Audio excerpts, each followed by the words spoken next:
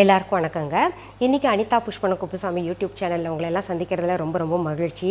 நீங்கள் ரொம்ப நாளாக என்கிட்ட வரலட்சுமி நோன்பு எப்படி செய்யணும் அப்படின்னு சொல்லிட்டு கேட்டுட்ருக்கீங்க இல்லையா? அதுக்காக வரலட்சுமி நோன்பு பற்றிய சிறு குறிப்புகள் நான் இன்றைக்கி சொல்கிறேன். முதல்ல வரலட்சுமி நோன்புன்னா என்ன, அது எதற்காக கொண்டாடணும், அதற்கு பின்னாடி என்னென்ன கதைகள் இருக்குதுன்னு தெரிஞ்சுக்கிட்டு நம்ம கொண்டாடினா இன்னும் நல்லாயிருக்கும் இல்லையா? ஒரு பூஜை செய்கிறோமோ இல்லை ஏதாவது ஒரு நோன்பு இருக்கிறோமோ அது பார்த்திங்கன்னா அந்த விவரங்கள் எல்லாருமே தெரிஞ்சுக்கிட்டு நம்ம அதை அனுஷ்டிச்சோன்னா ரொம்ப இன்வால்மெண்ட்டோடு நம்ம எல்லாருமே பூஜையை செய்யலாம் இல்லையா? அதுக்காக இந்த வரலட்சுமி நோன்பு கொண்டாடுறதுக்கு சில கதைகள் இருக்குது, அதை நான் இப்போ சொல்ல போகிறேன். அதுக்கு முன்னாடி ஒரு சில குறிப்புகள் சொல்கிறேன். பொதுவாகவே ஆடி மாதத்தில் அம்மன் கோயில்களில் விழாக்கள் பார்த்திங்கன்னா உங்களுக்கு பிரம்மாண்டமாக அம்மனுக்கு கொண்டாடுவோம் இல்லையா? ஆடி மாதம் பிறந்துட்டாலே நிறைய பண்டிகைகள் நோன்புகள் தொடர்ந்து வருங்க. ஆடி மாதம் முடிஞ்சிருச்சு, இப்போ ஆவணி மாதம் தொடங்கியாச்சு இல்லையா? இந்த ஆவணி மாதத்தில் மிக விமரிசையாக பெண்களால் கொண்டாடப்படுகின்ற இன்னொரு பண்டிகை என்னன்னு கேட்டிங்கன்னா உங்களுக்கு வரலட்சுமி நோன்பு, அதாவது வரலட்சுமி விரதம் அப்படின்னு சொல்லலாம். இதைத்தான் பெண்கள் எல்லாருமே கொண்டாடுறாங்க. ஏன் கொண்டாடுறாங்கன்னா திருமணமான பெண்கள் எல்லாருமே தன்னுடைய கணவனுக்காக, அதாவது தான் தீர்க்க சுமங்கலியாக இருக்கணும்னு சொல்லிட்டு இந்த வரலட்சுமி விரதத்தை கொண்டாடுறாங்க. இந்த வரலட்சுமி விரதம் எப்போ வருதுன்னா ஆவணி மாதத்தில் வரக்கூடிய பௌர்ணமிக்கு முந்தைய வெள்ளிக்கிழமை தான் இந்த வரலட்சுமி விரதம் வரும். சில சமயம் பார்த்தீங்கன்னா ஆடி மாதத்தில் கூட இந்த வரலட்சுமி நோன்பு வருங்க. ஆனால் இந்த முறை பார்த்தீங்கன்னா உங்களுக்கு இந்த வர்ற 24, அதாவது ஆகஸ்ட் 24ஆம் தேதி வரலட்சுமி நோன்பு அனுஷ்டிக்கப்படுகிறது. இந்த நோன்பு மகாலட்சுமிக்கு ரொம்ப பிடிச்ச நோன்புங்க. ஏன்னா மகாலட்சுமி துவாதசி வெள்ளிக்கிழமை அன்னைக்கு தான் அவதரிச்சாங்க. அன்னைக்கு பார்த்தீங்கன்னா ஸ்வர்ண ஆகர்ஷணம், தன ஆகர்ஷணம் இதெல்லாம் செய்து மகாலட்சுமிக்கு பூஜை செஞ்சால் மகாலட்சுமிக்கு ரொம்பவே பிடிக்கும். அவங்களுக்கு பார்த்தீங்கன்னா நிறைய பாடல்கள் எல்லாம் பாடுவாங்க. மகாலட்சுமி வீட்டுக்கு வரணும்னு சொல்லிட்டு பாடல்கள் பாடுறது, ஸ்தோத்திரங்கள் சொல்கிறது, மந்திரங்கள் சொல்கிறது, ஸ்லோகம் சொல்கிறது, இதெல்லாமே பார்த்தீங்கன்னா மகாலட்சுமிக்கு ரொம்ப பிடிக்குங்க. சரி, இப்படி கொண்டாடுறோம்னா இதுக்கு பின்னாடி ஒரு கதை இருக்கணும் இல்லையா? நிறைய புராண கதைகள் சொல்லப்பட்டிருக்கு. அதில் ஒரு கதை பார்த்தீங்கன்னா உங்களுக்கு சொல்கிறேன். மொத்தம் 3 கதை நம்ம பெரியவங்க சொல்லியிருக்காங்க. அதில் ஒரு கதை சொல்கிறேங்க. அதாவது தேவலோகத்தில் சித்திரநேமின்ற ஒரு பெண் நீதிபதியாக இருந்தாங்க. இங்கே எப்படி ஒரு ஜட்ஜ்மெண்ட்டெல்லாம் சொல்லணுன்னா ஜட்ஜு இருக்காங்கல்ல, அந்த மாதிரி சித்திரநேமி ரொம்ப நியாயமாக நடந்துப்பாங்கன்னு சொல்லிட்டு நீதிபதியாக இருந்தாங்க. ஒரு முறை சிவனுக்கும் பார்வதிக்கும் ஒரு விளையாட்டு நடந்தது.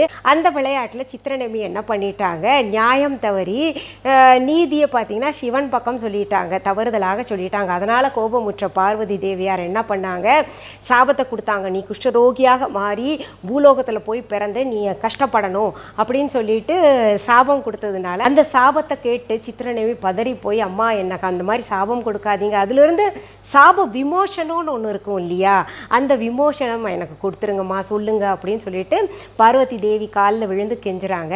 அப்போ என்ன ஆச்சுன்னா பார்வதி தேவி சொல்கிறாங்க, நீ பூலோகத்தில் போய் குஷ்டரோகியாக பிறந்த பின்னாடி மகாலட்சுமியை நோக்கி நீ விரதம் இரு, அதாவது வரலட்சுமி விரதம் இருக்கணும்.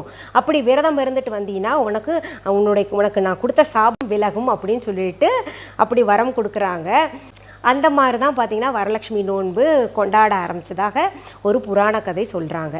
இன்னொரு புராண கதை என்ன சொல்கிறாங்கன்னா, சாருமதி அப்படின்ற ஒரு பெண் பார்த்திங்கன்னா தன்னுடைய தாய் வீட்டிலே ரொம்ப ஒழுக்கமான பெண்ணாக வளர்ந்தார். அப்படியே புகுந்த வீட்டில் போயும் பார்த்திங்கன்னா ரொம்ப தன் கடமைகளை மிகவும் அழகாக செய்து அமைதியான வாழ்க்கையை வாழ்ந்து அவங்க மாமனார் மாமியாரை தன்னுடைய பெற்றோராக கருதி வாழ்ந்ததுனால அதனால் ஈர்க்கப்பட்ட மகாலட்சுமி தாயார் அவர்கள் என்ன பண்ணியிருக்காங்க, சாருமதி அம்மாவுடைய கனவுல வந்துக்கிட்டு நீ வரலட்சுமி நோன்பு இருந்தேன்னா உனக்கு வாழ்க்கையில் சகல சௌகரியங்களும் சகல சௌபாகியங்களும் கிடைக்கும், தீர்க்க சுமங்கலியாக வாழ்வாய் அப்படின்னு சொல்லிட்டு கனவுல சொன்னோடனே அப்போலேருந்து சாருமதி பார்த்திங்கன்னா உங்களுக்கு வரலட்சுமி நோன்பு கடைப்பிடிச்சாங்க.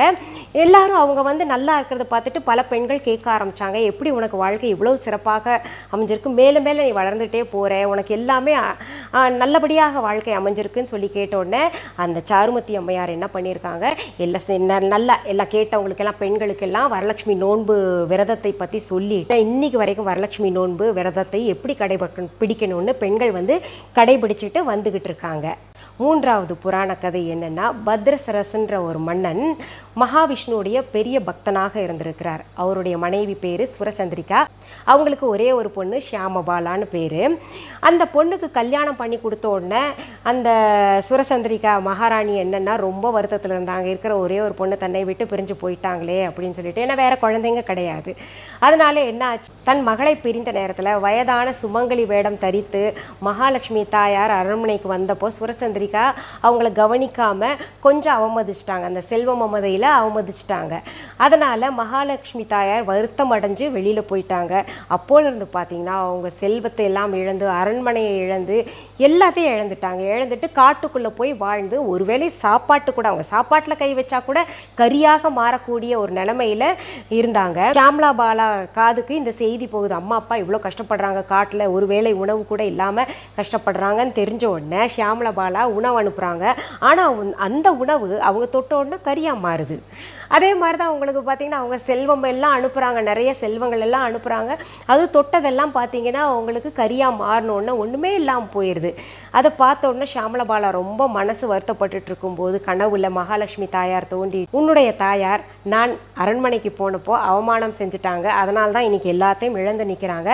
ஆகையால் ஷியாமளா பாலா எப்படியோ வரலட்சுமி விரதத்தை பற்றி தெரிஞ்சுக்கிட்டு அதை வருடா வருடம் அழகாக கடைபிடித்து அந்த நோன்பையும் விரதத்தையும் சரியாக செய்து வந்தார். அதனால் பார்த்தீங்கன்னா ரொம்ப அழகாக அவங்களுடைய நாடு வந்து சுபிக்ஷமாக இருந்தது. தன் தாயார்கிட்ட சொன்னாங்க, அம்மா எதை தொட்டாலும் உனக்கு இப்படி கரியாகுது, அப்படின்னா நீ ஒன்று பண்ணு, வரலட்சுமி நோன்பை கடைபிடி, சாஸ்திரப்படி நீங்கள் செஞ்சுட்டு வந்தீங்கன்னா இழந்ததை எல்லாம் நீங்கள் மீண்டும் கிடைக்க பெறுவீங்க அம்மா அப்படின்னு சொன்னோடனே சுரசந்திரிகா என்ன பண்ணியிருக்காங்க, வரலட்சுமி விரதத்தை கடைபிடிச்சிருக்காங்க. படிப்படியாக பார்த்தீங்கன்னா அவங்க இழந்த செல்வத்தை எல்லாம் மீட்டார்கள். அப்புறம் வந்து நாட்டை இழந்தாங்க இல்லையா, அதையும் மீட்டாங்க. ரொம்ப சுபிக்ஷமாக நாடு மறுபடியும் வந்து தழைத்து சிறந்து விளங்குச்சுன்னு சொல்லிட்டு புராண கதைகள் இப்படி ஒவ்வொன்றும் சொல்லிட்டு வர்றாங்க.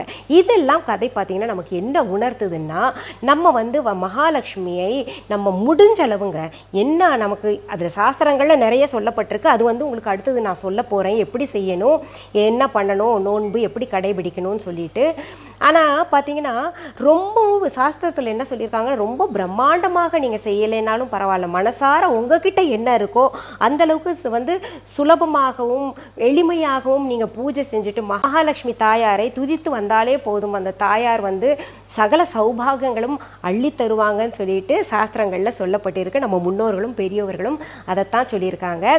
சரி, இதுக்கு அடுத்தது பார்த்தீங்கன்னா உங்களுக்கு நோன்பு விரதம் எப்படி இருக்கணும், நம்ம தாயாரை எப்படி வீட்டுக்கு வரவழைக்கணும், இது போன்ற செய்திகளை நான் உங்களுக்கு சொல்கிறேங்க. நமக்கு தெரிந்த இந்த வரலட்சுமி நோன்பு கதைகளை 4 பேருக்கு சொன்னால் ரொம்ப புண்ணியம்னு சொல்லிட்டு புராணங்கள்லேயும் சொல்லியிருக்கு, பெரியவங்களும் நமக்கு சொல்லியிருக்காங்க.